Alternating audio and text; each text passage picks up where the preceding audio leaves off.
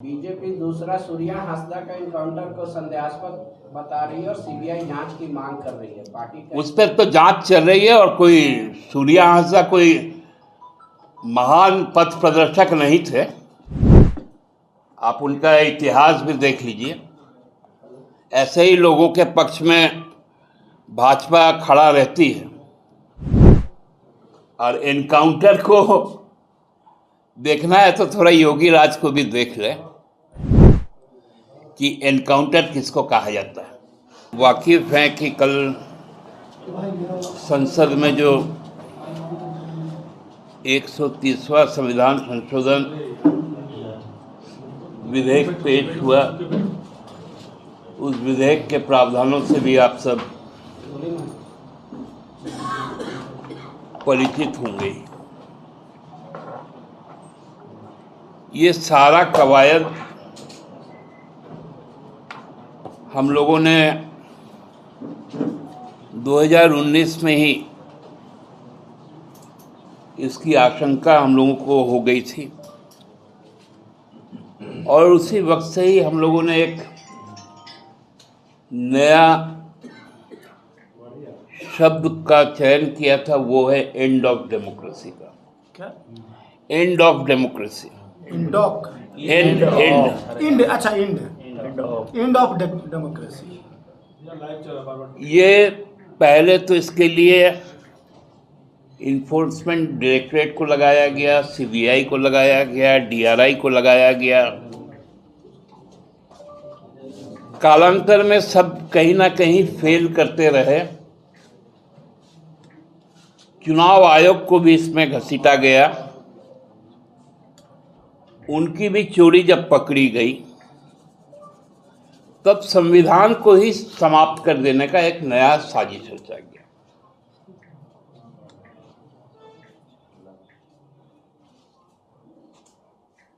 देश को अब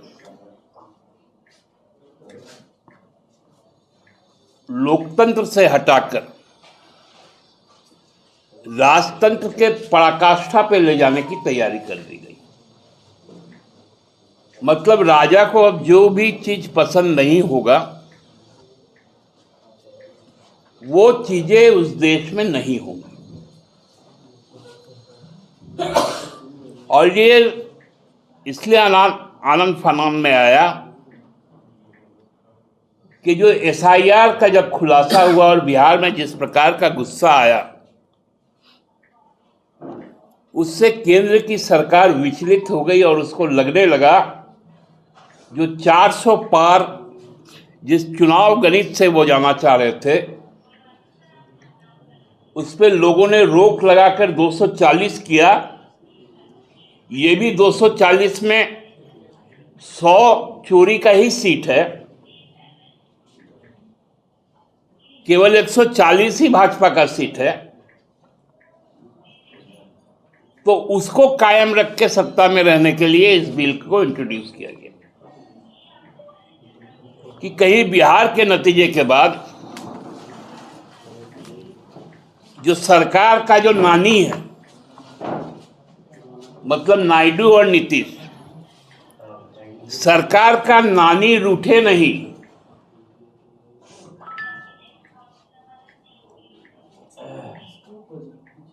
आंध्र प्रदेश के मुख्यमंत्री पर के माथे को निशाने पर ले लिया गया। उनके मंत्रिमंडल के सहयोगियों को निशाने पर ले लिया गया। नीतीश जी और उनके पार्टी के लोगों को निशाने पर ले लिया गया। जयंत चौधरी को ले लिया गया। चिराग पासवान को ले लिया गया। जीतन राम मांझी को ले लिया गया। अजित पवार को ले लिया गया। एकनाथ शिंदे को ले लिया गया कि तुम्हारी सारी राजनीति 30 दिनों के अंदर हम समाप्त कर देंगे। और उसका अधिकार इस बिल में दे दिया गया। लोकसभा में सरकार ने माना कि जो 1729 जो राजनीतिक विरोधियों पर जो ईडी और सीबीआई का कार्रवाई हुआ, उस पे मात्र 2 केस पे कन्विक्शन हुआ और वो दोनों केस भी झारखंड का ही, एक एनोस जी का, एक हरिनारायण जी का। बाकी डीएमके से लेकर, आम आदमी से लेकर, हम लोग जेएमएम से लेकर, सपा, राजद, कांग्रेस, एनसीपी, शिवसेना, सारे पार्टियों को टारगेट किया गया। टीएमसी,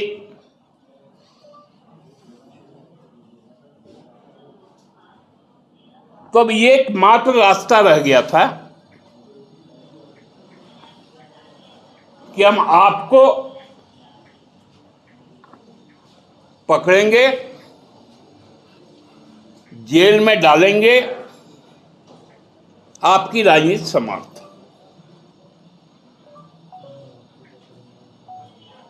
ये मंशा है इस बिल का।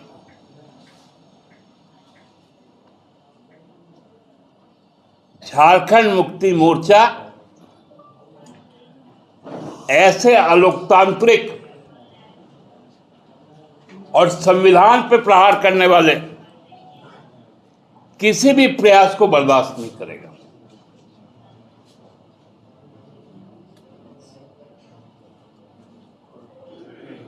कल बड़ी हंसी आया जब गृह मंत्री जी ने कहा कि राजनीतिक शुद्धता के लिए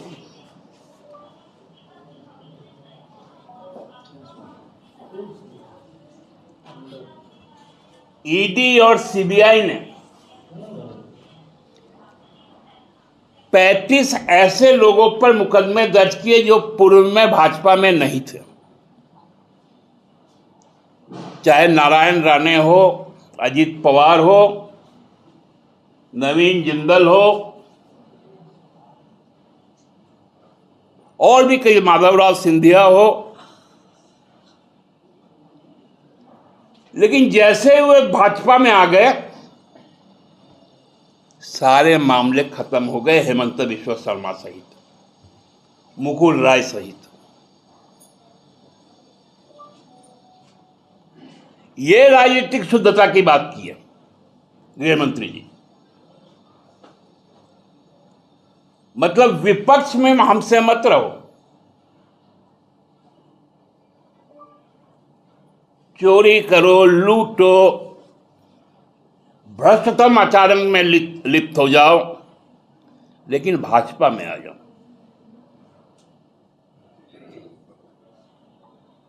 ये घबराहट है भाजपा का।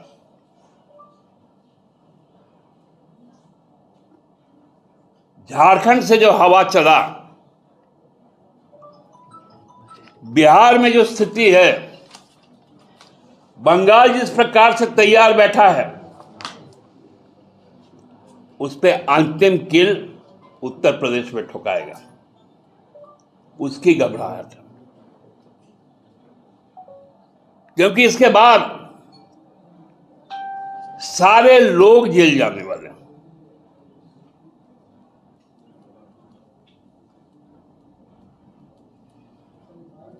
इस बिल के इंट्रोडक्शन के विरुद्ध में कल राज्य भर में केंद्र सरकार का पुतला फूंका जाएगा झामुमो के द्वारा।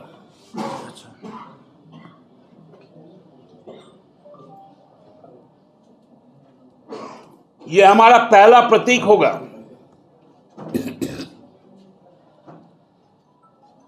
और इस पे हम लोग क्रमबद्ध सारे विपक्ष के लोगों के साथ मिलकर आगे बढ़ने का काम करेंगे।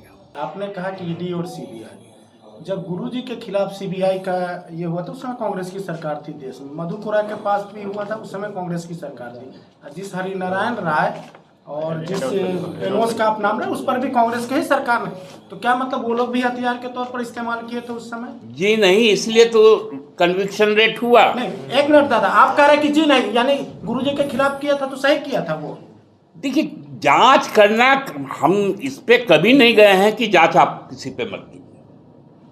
किसी पे कोई संदेह है तो आप जांच कीजिए। नहीं, तो ये तो वही बात है कि कांग्रेस ने सही किया, कांग्रेस ने सही इस्तेमाल किया। आप सुनील जी, कांग्रेस के जो यूपीए शासन में 2004 से 14 उठाकर देख लीजिए, देश के सशक्तिकरण के लिए कई बिल आए, चाहे आरटीआई आया, राइट टू एजुकेशन आया, फूड सिक्योरिटी एक्ट आया, न्यूनतम जो मनरेगा का जो 100 दिन का काम आया। लेकिन 14 के बाद से देख लीजिए, आरटीआई समाप्त हो गया, यूएपीए आए, सीएए आए, ईडी का दुरुपयोग बढ़ा दिए, इलेक्टोरल बॉन्ड लेके आए, कॉरपोरेट टैक्स में छूट दिए, डिमोनेटाइजेशन किए, प्राइवेटाइजेशन किए। आपने लोकतंत्र को मजबूत करने के लिए यूपीए सरकार के 10 साल ले लीजिए और एनडीए शासन के 10 साल को ले लीजिए। आपने किसान विरोधी बिल लाया, भूमि अधिग्रहण विरोधी बिल लाया, फॉरेस्ट राइट छीन लिए। 10 साल में आपने लोगों को और लोकतंत्र को कमजोर करने के कानून लाए और 2004 से 2014 तक यूपीए सरकार लोकतंत्र और लोगों को सशक्त बनाने का कानून लाए। यही अंतर है नियत का। दादा, मेरा 2 सवाल है। बाबा इतने सीनियर अनुशासित नेता थे, उन्होंने कहा था कि कांग्रेस को भरोसा करने लायक पार्टी नहीं है। आपके कान में जाके कहें। अब बाबा को हर चीज में मत लाया कीजिए। और दूसरा, क्या केजरीवाल की वजह से आपको लग रहा है कि ये बिल आया? नहीं तो सामान्य तौर अब आप बताइए ना कि एक जनता की चुनी हुई सरकार को सुप्रीम कोर्ट ने जब अधिकार दिया, आपने अपने संख्या बल पर उस अधिकार को समाप्त कर दिया और एलजी को प्रमुख बना दिया।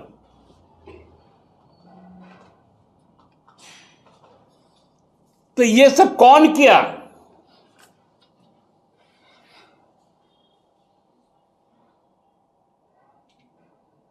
ये मैं कह रहा हूं कि ये अधिनायकवाद का चरम है, ये बिल का इंट्रोडक्शन। सुप्रियो जी, एक सवाल मेरा है। कल से आप घोषणा कर चुके कि विपक्ष की सारी पार्टियां झारखंड मुक्ति मोर्चा के नेतृत्व में कल पुतला दहन करेगी केंद्र सरकार। कल से मानसून सत्र भी है विधानसभा। मैंने अन्य पार्टियों का नहीं कहा, मैंने अपने पार्टी का। जेएमएम कल करेगा। कल से जेएमएम पूरे राज्य में पुतला दहन करेगी केंद्र सरकार का। विधानसभा का मानसून सत्ता में आप क्या विधानसभा के पटल पर भी ये प्रस्ताव पार्टी लाने का सोच रही है? देखिए, कल तो चूंकि सबसे पहले जो मुझे मालूम है कि शोक प्रस्ताव होगा और बहुत कल का माहौल भी बहुत गमगीन होगा। हमने तो 2 लोगों को खोया है, साथ में जो सच बोलने वाले व्यक्ति हैं, जो सबसे ज़्यादा राज्यों के एक टर्म में राज्यपाल रहे सत्यपाल मलिक जी, उनको भी खोया है। यही पांडे जी का प्रश्न का जवाब था कि भाजपा के समय में तो ऐसे लोगों को ही बार बार उन्हीं पे ईडी का चार्ज लगा दिया गया। तो इसलिए उस शोक प्रस्ताव के बाद तो फिर हमको लगता है अनुपूरक बजट ले होगा और उसके बाद कल समाप्त हो जाएगा। मेरा सवाल ये कि इसी मानसून सत्र में क्या नहीं, वो हम लोग सोचेंगे, फिर विधायक दल का बैठक भी होगा। ये सब बातें इस प्लेटफॉर्म से नहीं हो सकती है, ये बातें तो विधायक दल का प्लेटफॉर्म ही तय करेगा। दादा, 2-3 और सवाल है, पूछ ही लीजिए आप। हाँ, ये है कि एक उपराष्ट्रपति पे पार्टी का स्टैंड। हम लोग इंडिया गठबंधन के द्वारा जो मल्लिकार्जुन खड़गे जी ने अनाउंस किया है रेड्डी साहब का, हम उनके समर्थन में अपना जो मत है उनके पक्ष में हम लोग डालेंगे।